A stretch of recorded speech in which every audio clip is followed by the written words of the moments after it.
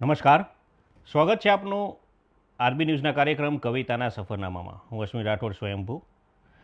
આજે વિશ્વ પુસ્તક દિવસ નિમિત્તે પુસ્તકનો મહિમા અને માનવીય મૂલ્યોને વણી લેતી મારી અછાંદસ કાવ્ય રચના હું આપની સમક્ષ રજૂ કરું છું, જેનું શીર્ષક છે પુસ્તક એટલે ઘડતર.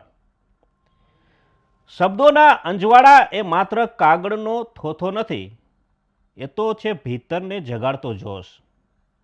નિરાશાની ગર્તામાં ડૂબેલા મનને હળવેકથી પંપાડતો એક અતૂટ વિશ્વાસ.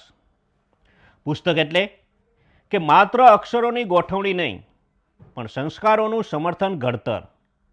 અજ્ઞાનના અંધકારને ચીરતી એક જીવંત અને તેજસ્વી કેળવણી.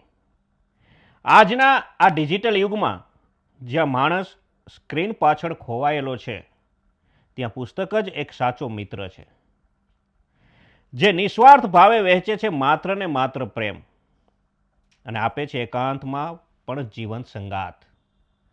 ભવિષ્યના ગર્ભમાં જ્યારે હું જોઉં છું, ત્યારે મને દેખાય છે મશીનોની ભીડ. પણ યાદ રાખજો, યંત્ર ક્યારેય સંવેદના નહીં શીખવે. એ પુસ્તક જ હશે જે નક્કી કરશે માણસાઈ અને દાનવ વચ્ચેની ભેદરેખા. જેના હાથમાં પુસ્તક હશે, એના હૈયામાં કરુણાનો દીવો હશે.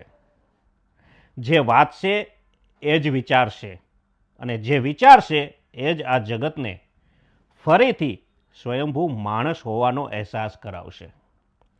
વિશ્વ પુસ્તક દિવસની હાર્દિક શુભેચ્છાઓ સાથે હું એટલું જરૂર કહીશ કે પુસ્તકો વાંચતા રહો, કારણ કે તે માત્ર જ્ઞાન નથી આપતા, પણ આપણને વધુ સારા માણસ બનાવે છે.